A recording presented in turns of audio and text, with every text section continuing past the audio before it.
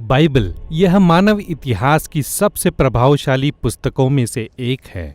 यह हमारा अस्तित्व क्यों है जैसे बड़े प्रश्नों की खोज करती है। इसने कई लोगों को आश्चर्यजनक काम करने के लिए प्रेरित किया है और इसने कई लोगों को उलझन में डाला है। और हो सकता है आपके साथ भी कभी ऐसा हुआ हो। तो वास्तव में बाइबल क्या है? वैसे तो बाइबल पुस्तकों का एक छोटा सा संग्रह है जो प्राचीन इज़राइल के लोगों के इतिहास से उभरी है। एक तरह से वे किसी भी दूसरी प्राचीन सभ्यता के समान ही थे, परंतु उनमें अनेक ऐसे लोग हुए जिन्हें भविष्यवक्ता कहा जाता है। उन्होंने इज़राइल की कहानी को साधारण तौर पर नहीं देखा। उन्होंने इसे पूरी मानवता के लिए किए जा रहे परमेश्वर के काम का केंद्र माना और ये भविष्यवक्ता साहित्यिक रीति से उत्कर्ष थे। क्या सच में? हाँ, उन्होंने इब्रानी भाषा शैली का उत्तम प्रयोग करके महान वृत्तांतों की और अति परिष्कृत कविताओं की रचना की। वे अलंकारों के और कहानी बताने की कला के स्वामी थे। उन्होंने इसका उपयोग मृत्यु, जीवन और मानव संघर्ष से संबंधित जीवन के सबसे जटिल प्रश्नों का पता लगाने में किया। इस पुस्तक को लिखने वाले बहुत सारे लेखक हैं और इन ग्रंथों को 1000 वर्ष की अवधि में लिखा गया। मिस्र में इज़राइल की उत्पत्ति से आरंभ करते हुए उनके राज्य के पहले मंदिर के समय तक, परंतु अंततः उन्हें बेबीलोन के लोगों ने अपने अधिकार में ले लिया और उन्हें निर्वासन में ले गए। फिर उनके इतिहास का एक महत्वपूर्ण क्षण आया और कई इजरायली अपनी भूमि पर लौट आए। उन्होंने एक दूसरा मंदिर बनाया। उन्होंने अपनी पहचान नई बनाई। यह उस समय की बात है जब यहूदी धर्म ग्रंथों को वह रूप दिया गया जो आज हमारे पास है। तो यहूदी बाइबल, इसमें क्या है? इब्रानी में इसे एक संक्षिप्त नाम से बुलाया जाता है, तनाक।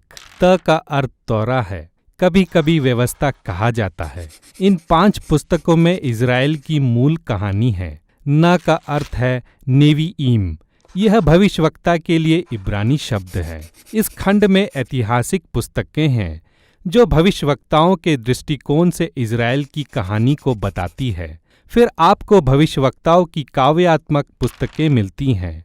क का अर्थ केटुवीम है, लेख के लिए इब्रानी शब्द। यह काव्य पुस्तकों, ज्ञान की पुस्तकों और घटनाओं का विविध संग्रह है। यहूदी लोगों का मानना है कि इन सभी साहित्यिक कार्यों के माध्यम से परमेश्वर अपने लोगों से बात करते हैं। अब इस दूसरे मंदिर के समयकाल में भी अन्य यहूदी लेखों को लिखा गया, जो विभिन्न प्रकार के लेखों का संग्रह है। ये भी यहूदी समुदायों में बहुत मूल्यवान थे। प्राचीन काल से इस विषय में विवाद चल रहा था कि इनमें से कुछ को उनके धर्म ग्रंथों का भाग माना जाना चाहिए या नहीं। तो यह एक लंबी अवधि में कई अलग अलग लेख हैं। उन्होंने इन सब को इस तरह एक साथ क्यों रखा?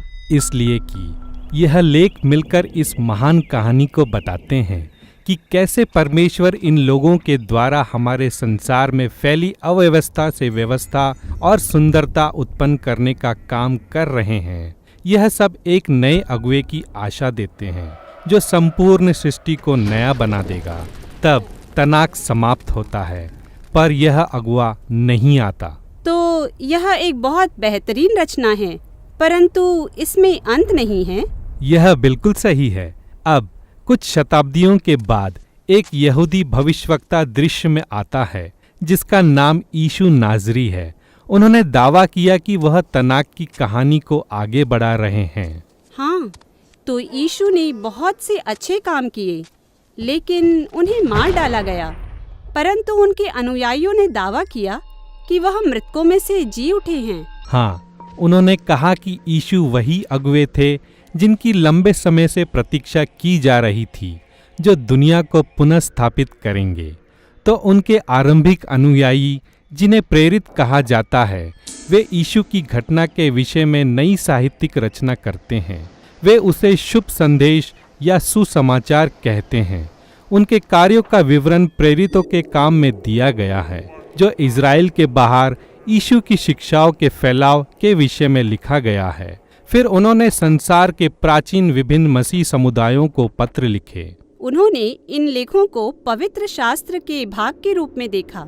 हाँ, प्रेरितों ने इन सभी को तनाक में बताई गई महान कहानी की पूर्ति के रूप में लिखा और वे साहित्यिक उत्कृष्टता की यहूदी परंपरा को जारी रखे हुए थे। वे यह भी मानते थे कि इज़राइल के धर्म ग्रंथों के साथ साथ परमेश्वर इन लेखों द्वारा अपने लोगों से बात कर रहे थे।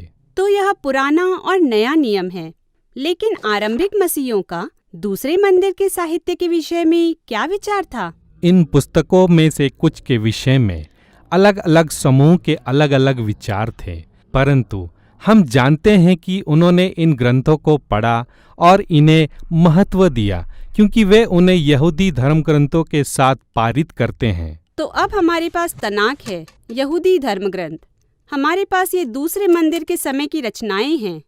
फिर यीशु के विषय में प्रेरितों के लेख हैं। अब इसमें बहुत कुछ है। तो मेरी बाइबल में क्या है? 2000 वर्षों से अधिक समय में मसीहियत में बहुत से अलग अलग बदलाव आए और आरंभ से ही सभी मसीहियों ने तनाक और नए नियम को पवित्र शास्त्र के रूप में मान्यता दी। दूसरे मंदिर के अधिकांश साहित्य को सदियों तक बाइबल परंपरा के भाग के रूप में पढ़ा गया। कैथोलिक चर्च ने अंततः इसे आधिकारिक बना दिया और इस संग्रह से कुछ पुस्तकों को द्वितीय आधिकारिक पुस्तकें कहा। कुछ ऑर्थोडॉक्स चर्चों ने दूसरे मंदिर साहित्य की और भी पुस्तकों का इस्तेमाल किया। 16वीं शताब्दी में धर्म सुधार के समय प्रोटेस्टेंट मसीह भविष्यवक्ताओं और प्रेरितों के प्राचीन लेखों पर वापस जाना चाहते थे, इसलिए उन्होंने केवल पुराने और नए नियम को स्वीकार किया। ठीक है, मुझे लगता है मैं समझ गई। परंतु यह कैसे हो सकता है कि अलग अलग लेखकों द्वारा 1000 से भी अधिक वर्षों में लिखा पुस्तकों का यह संग्रह एक संयुक्त कहानी बताता है? हाँ, यह वह प्रश्न है जिसे हम अपने अगले वीडियो में देखेंगे।